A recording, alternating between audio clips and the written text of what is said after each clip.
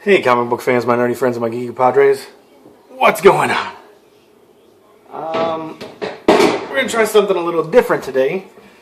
And we're going to multitask. We're going to do my lightning round reviews while making dinner! Yay! So, let's get to it.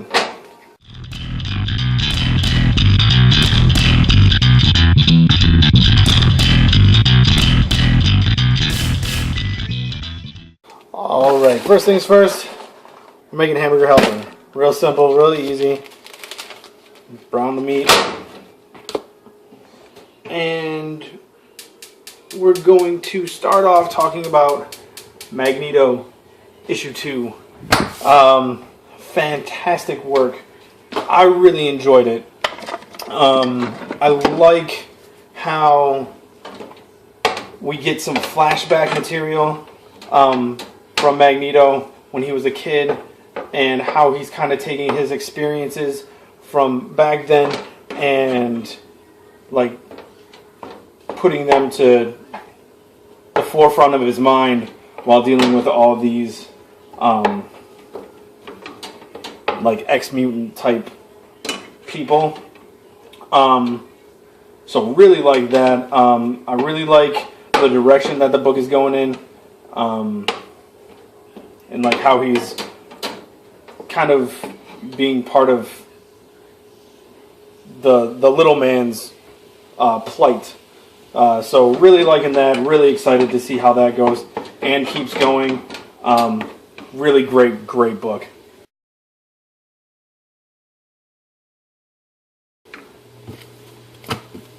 Next we have Moon Knight issue 2. Gotta say, not my favorite of the week, that's for sure. There was a lot of disjointed storylines going on at the same time that they try to wrap up in a strange way.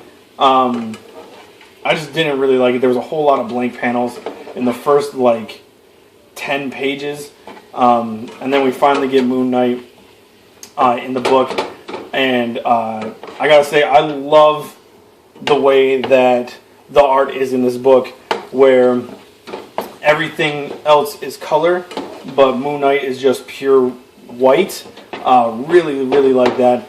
And we see him in his cape and just awesome. I really like the art. I really like the coloring and everything like that. It's just the story in this issue was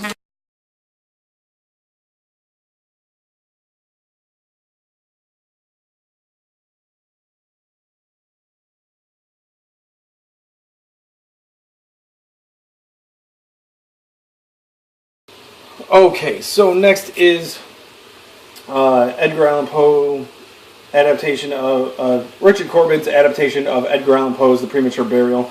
There's actually 2 stories in this book. I forget the names of them, but I really enjoy these adaptations. I think they're fantastic. I love Richard Corbin's take on the stories, and I know it's not the popular belief, but I think his art is great.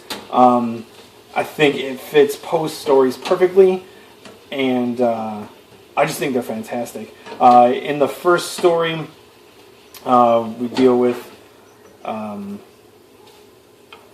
guy who seems to have like poisoned this girl that he's infatuated with, who said that they can't be together physically until they're married. He didn't like that idea, so he gave her some wine that she drank and seemed to be dead. And then it comes back on him, and he gets buried, and then it's all this crazy like visions and stuff. It was nuts. And then the second was a story about a guy who pretty much buried someone alive, and he was telling this man's wife. It was pretty messed up, but it was awesome. Really liked it. I enjoy all those books. I hope Richard Corbin keeps doing Poe adaptations, because I've loved everyone so far.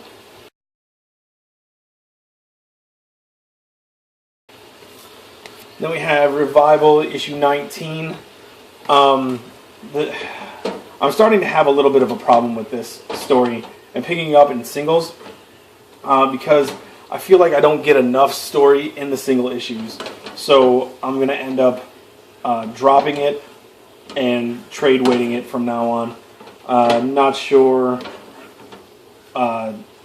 what issues the third trade is going to be in, but I think I have them all in singles. I might just sell them and then just pick up the trades from now on, because I'm kind of losing focus on that story as I'm reading the single issues, because so much starts happening in each issue, but it's all separate stories and different characters. So I'm kind of having a problem keeping my head on straight while reading those. Next we have She-Hulk issue 3. Great story. She is helping the son of Victor Von Doom kind of become a U.S. citizen. And let me just... and like get away from his father. Legally. And they incur some problems and some issues. And the story was just really, really good. However, I am not a huge fan of the art. I've said it before, and I'll probably say it again with every issue I pick up and read, but the art just is not... Woo, it just doesn't fit for me. I just don't think it's that great. I'd really love to see what somebody else could do on this book as far as the art's concerned. But I'll still keep picking it up because it's a Marvel book that's $2.99, and it's a really good story. Charles Soule is doing a great job with writing. It's just the art needs to be somewhere else.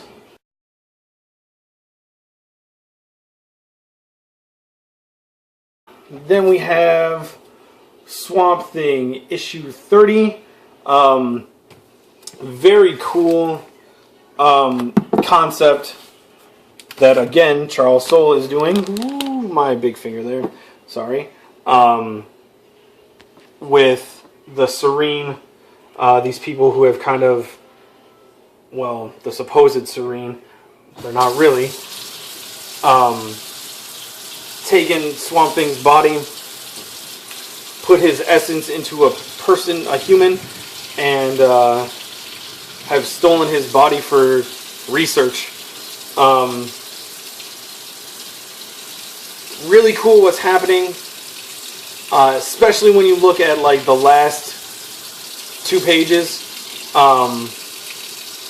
It gets me really pumped for what could be coming next.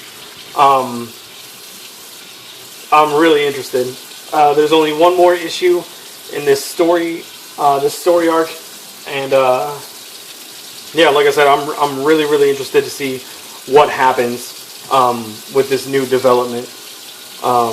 It could go somewhere really, really cool, and I'm hoping that's what happens.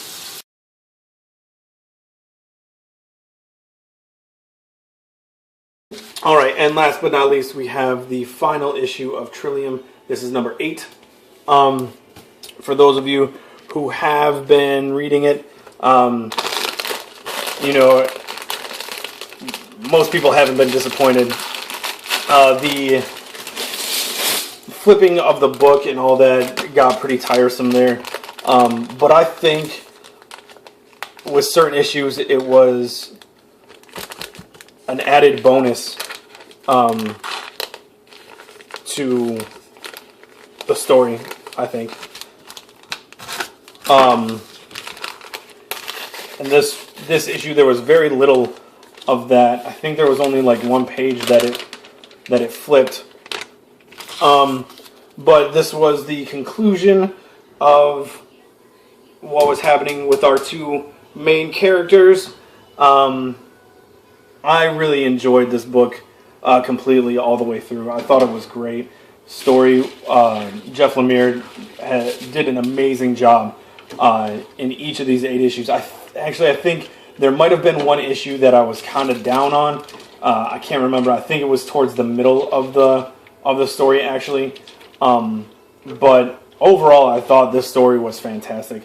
A great love story, and the end was just completely out there and completely trippy. And I really, really enjoyed it. I thought it was great.